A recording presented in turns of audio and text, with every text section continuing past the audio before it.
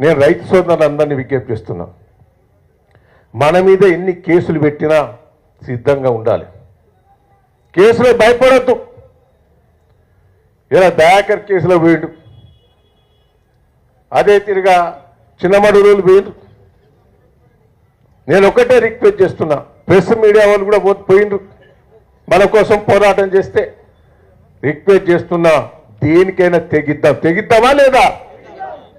నేను రాజశేఖర్ రెడ్డి మీద నా మీద 80 కేసులేని, ఓబులాపురం కేసులో కూడా 4 రోజులు జైలుకు పోయినా, తెలంగాణ కోసం కూడా జైలుకు పోయినా, రైలు పట్టాల మీద పండుకొని. నేను ఒకటే రిక్వెస్ట్ చేస్తున్న, కేసులు అయినంత మాత్రాన ఇంకా ఏం కాదు.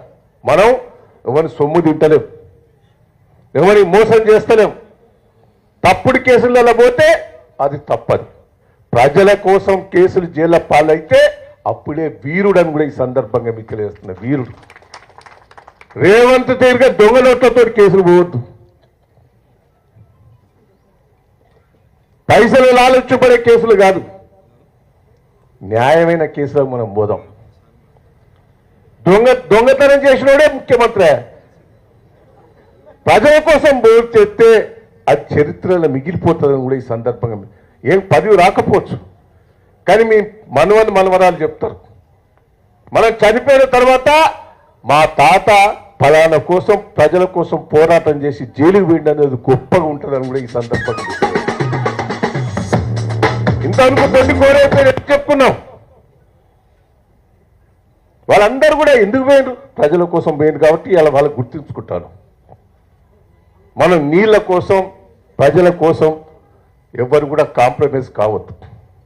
ప్రజలకు అన్యాయం అయితే మనం పోరాటానికి సిద్ధం కావాలి. పాపం ఆవేదన వాళ్ళు ఎంతమంది నా కార్యకర్తలు, ధన్సింగ్ గారు మాట్లాడారు, యాకన్న మాట్లాడారు. పాపం దశరథ్ అయితే ఆవేదన తట్టుకోలేక పెట్రోల్ మీద పోసుకున్నాడు. అదే తిరిగా అజయ్ గారు మాట్లాడారు, నిర్మల దయాకర్ గారు మాట్లాడారు తన ఆవేదన. సక్రమ ఏడ్చుకుంటే మాట్లాడింది, బాగా ఏడ్చుకుంటే మాట్లాడింది. వాళ్ళ పిల్లలు పోగొట్టుకున్నది, అల్లుడిని పోగొట్టుకున్నది. నేను భూమి వేసుకుంటే ఆ సక్రమ ఏడ్చుకుంటే చాలా ఆవేదన వ్యక్తం చేసింది. ఇక సుధాకర్ అయితే పాపం పాటల ద్వారా మనకి ఇప్పించాడు. సుధాకర్ కూడా కరెక్ట్ చెప్పాడు. ఒక ఇంజనీరింగ్ స్టూడెంట్ ఆయన, వ్యవసాయం చేస్తామని వచ్చిండు, ఆవేదన చెందాడు. పాప నర్సయ్య బంజర పాటలతోటి తన ఆవేదన ప్రజలకు అర్థమయ్యే రూపంగా చెప్పారు. నేను మిమ్మల్ని అందరినీ రిక్వెస్ట్ చేస్తున్నా, దేనికైనా మనం సిద్ధపడదాం, వదిలిపెట్టేది లేదు. రేపు నాకు రాజకీయాల ఏమున్నా పర్వాలే, మంత్రులను పోయి కలుస్తా, మొత్తం మన నియోజకవర్గ సమస్యలను కూడా చెప్తా. ఏందండి ఎన్ని ఆగిపోయినాయి? హరిత హోటల్ పాలకుర్తి ఆగిపోయింది, మానకొండమ్మ గుట్ట అది ఆగిపోయింది, 2 కోట్లు పెట్టిన హాస్పిటల్ ఆగిపోయింది పాలకుర్తి. ఇక తొర్రూరులో అయితే అన్నీ ఆగిపోయినాయి, రామోజీగూడెం బ్రిడ్జ్ ఆగిపోయింది, అన్నీ కూడా ఆగిపోయినాయి. డబల్ రోడ్లు ఆగిపోయినాయి. ఇక్కడ సెంటర్ లైటింగ్ పెట్టాలని ఉపాయం చేసిన, అది ఆగిపోయినాయి. అన్నీ ఘోరం. చౌడూరు దేవరుపుల అన్నీ కూడా ఆగిపోయినాయి. డబల్ రోడ్లు, సెంటర్ లైటింగ్ అన్నీ ఆగిపోయినాయి. నేను ఒక్కటే అంటున్నా, నువ్వు మందు కొత్త లేకున్నావు, నేను తెచ్చినైనా పూర్తి చేయి, నేను తెచ్చినా పూర్తి చేయి. అన్ని టెండర్లు కూడా అయినాయి. ప్రభుత్వం అంతా కూడా ఫెయిల్యూర్ అయింది. కొత్త స్కీమ్స్ ఏం చేయదు, ఆశ పెడతాను. సంవత్సరం కిందనే ఇల్లు కట్టిస్తా అన్నది, బడ్జెట్ పెడితే ఇల్లు లేవు, మన లేవు. మళ్ళీ బడ్జెట్ పెడతారు, ఒక్క ఇల్లు కట్టియరు. వాళ్ళ దగ్గర దోపుకాలకే తెగబడ్డారు. మంత్రుల కాంచి, ముఖ్యమంత్రి కాంచి అవినీతి పరులేను. ఏమనంటే కేటీఆర్ గారు తిరుగుతారు, కేసీఆర్ గారు తిరుగుతారు, హరీష్ రావు గారు తిరుగుతారు. దయచేసి దేశంలో కాంగ్రెస్ పార్టీ అంతమైపోయింది. కాంగ్రెస్ పార్టీ కోటేషన్కి ఎవరు ప్రజలు సిద్ధంగా లేరు. ప్రజలందరూ కోరుకుంటారు, మన సర్వే చేస్తే 100కి 100 సీట్లు వస్తాయి, కేసీఆర్ గారు మళ్ళీ ముఖ్యమంత్రి కావాలని. ఇక మన నియోజకవర్గం అయితే 1 సైడ్ ఉన్నది.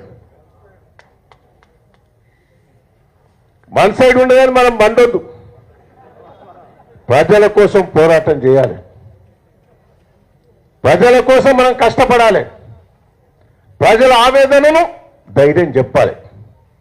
పోరాటం చేస్తే ప్రభుత్వం కొద్దిగానే దిగొస్తుంది. నేను అసెంబ్లీలో ఊకపోయేది, రాజశేఖర రెడ్డి నోటుకొచ్చినట్టు ఇచ్చేది. కేసీఆర్ గారు కూడా కొత్తగా ముఖ్యమంత్రి అప్పుడు కూడా అసెంబ్లీలో నేను ఊకున్నానా, గట్టిగా నిలదీసిన. మా పాలకుర్తి అంత ఆగమవుతుందని కూడా నిలదీసిన. నన్ను నీ పనులన్నీ చేసి పెడతా రమ్మంటే నేను పోయినా. మంత్రి పదవి ఇస్తా అంటే తీసుకున్నానా? వద్దన్నా. నేను వద్దు సార్, నాకు దేవుడుప్పుల ఎడారి ఉన్నది, పాలకుర్తి ఎడారి ఉన్నది, కొడకల్లా మంచిగా లేదు, తొర్రూరు మంచిగా లేవు, నాకు ఇవన్నీ పనులు చేయాలని ముందర పెడితే అబ్బో గిన్ని చెప్పినావు అన్నాడు. మంత్రి వద్దు గారికి పనులు చేయమని అడిగినాం. మీకోసం నేను త్యాగం చేసి మంత్రి పదవి పెట్టి పక్కకు పెట్టి నీళ్లు తీసుకొచ్చిన సంగతి మీద మర్చిపోవద్దు.